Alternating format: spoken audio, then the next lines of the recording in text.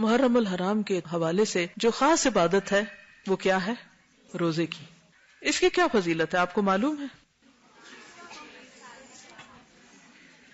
عن ابی ہریرہ رضی اللہ عنہ قال قال رسول اللہ صلی اللہ علیہ وسلم افضل الصیام بعد رمضان شہر اللہ المحرم وافضل الصلاة بعد الفریضۃ صلاۃ اللیل. حضرت ابو ہریرہ سے روایت ہے کہ رسول اللہ صلی اللہ علیہ وسلم نے فرمایا رمضان کے بعد افضل روزے شہر اللہ المحرم کے ہیں، اور فرض نماز کے بعد افضل نماز رات کی نماز ہے. یعنی جس طرح فرض نمازوں کے بعد سب سے افضل نماز تہجد کی نماز ہے، اسی طرح رمضان کے بعد افضل ترین روزہ محرم کا روزہ ہے. عن ابی ہریرہ قال جاء رجل الى النبي صلی اللہ علیہ وسلم فقال ای صیام افضل بعد شہر رمضان قال شہر اللہ الذی تدعونہ المحرم. ابو ہریرہ سے روایت ہے کہ ایک آدمی نے نبی صلی اللہ علیہ وسلم کی خدمت میں حاضر ہو کر کہا ماہ رمضان کے بعد کون سے روزے افضل ہیں؟ آپ نے فرمایا اللہ کے اس مہینے کے جسے تم لوگ محرم کہتے ہو. حضرت ابن عباس سے عاشورہ کے روزے کے بارے میں پوچھا گیا، یعنی خاص طور پر 10ویں محرم کا روزہ جو ہے. جب حضرت ابن عباس سے اس کے بارے میں پوچھا گیا تو انہوں نے کہا میرے علم کے مطابق رسول اللہ صلی اللہ علیہ وسلم نے کسی دن کو سب دنوں سے افضل سمجھ کر روزہ نہیں رکھا سوائے اس دن کے یعنی عاشورہ کے، اور نہ کسی مہینے کے سوائے اس مہینے کے یعنی رمضان میں. یعنی رمضان کے روزے بہرحال سب سے افضل ہیں، اس کے بعد ثواب کے اعتبار سے اس دن کا روزہ. ابن عباس کہتے ہیں کہ رسول اللہ صلی اللہ علیہ وسلم رمضان کے بعد کسی دن کی اور دنوں پر فضیلت کا انتظار نہیں فرماتے تھے سوائے عاشورہ کے دن کے. اور یہ بھی آپ کو معلوم ہے نا کہ رمضان کے روزے فرض ہونے سے پہلے محرم کے روزے ہوتے تھے. یہ بھی یاد رکھیے کہ یہود بھی محرم میں روزے رکھتے تھے، اور خصوصاً 10 محرم کا روزہ. اور اسی طرح دور جاہلیت میں قریش بھی محرم کو روزہ رکھا کرتے تھے. اور عاشورہ کا روزہ اتنا اہم ہے، یعنی 10ویں محرم کا، اور اس کا تعلق بھی واقع کربلا سے نہیں ہے، یہ اس سے پہلے کا روزہ ہے کہ بچوں کو بھی روزہ رکھواتے تھے. ربیہ بنت معوذ کہتی ہیں کہ رسول اللہ صلی اللہ علیہ وسلم نے عاشورہ کی صبح کو انصار کے محلوں میں کہلا بھیجا کہ جس نے صبح کھا پی لیا ہو وہ دن کا باقی حصہ روزے کی طرح پورا کرے، اور جس نے کچھ کھایا پیا نہ ہو وہ روزے سے رہے. وہ کہتی ہے کہ پھر بعد میں بھی اس دن روزہ رکھتے اور اپنے بچوں کو بھی رکھواتے. انہیں ہم اون کے کھلونے دے کر بہلاتے، جیسے گڑیا وغیرہ ہوتے ہیں نا ہم کپڑے کے بناتے ہیں، تو وہ اون کے کچھ کھلونے وغیرہ بنا کے وہ بچوں کو دیتے کہ اس سے کھیلیں، اور ان کو بہلائے رکھتے. جب کوئی کھانے کے لیے روتا تو وہی دیتے یہاں تک کہ افطار کا وقت آ جاتا. اب یہ رونے والے بچوں کا روزہ ہے. کون سی عمر کے بچے ہو سکتے ہیں؟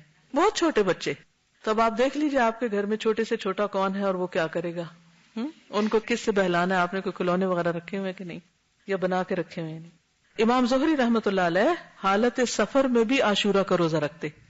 یعنی ہو سکتا ہے آپ میں سے بعض لوگ ٹریولنگ میں ہوں تو وہ بھی سن لیں.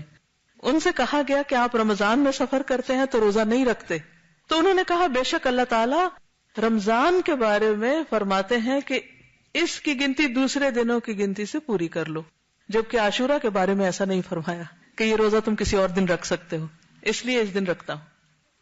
حضرت ابو قتادہ کہتے ہیں کہ رسول اللہ صلی اللہ علیہ وسلم نے فرمایا صیام یوم عاشورہ احتسب علی اللہ ان یکفر السنۃ التی قبلہ. صحیح مسلم.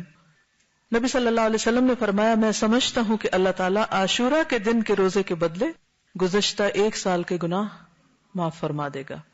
ابو قتادہ ہی سے روایت ہے کہ عاشورہ کے دن کے روزے کے بارے میں پوچھا گیا تو آپ نے فرمایا یہ پچھلے 1 سال کے گناہوں کا کفارہ ہے. حضرت عبداللہ بن عباس سے روایت ہے نبی صلی اللہ علیہ وسلم مدینہ تشریف لائے تو یہود کو یوم عاشورہ کا روزہ رکھتے دیکھا تو پوچھا تم اس دن کیوں روزہ رکھتے ہو؟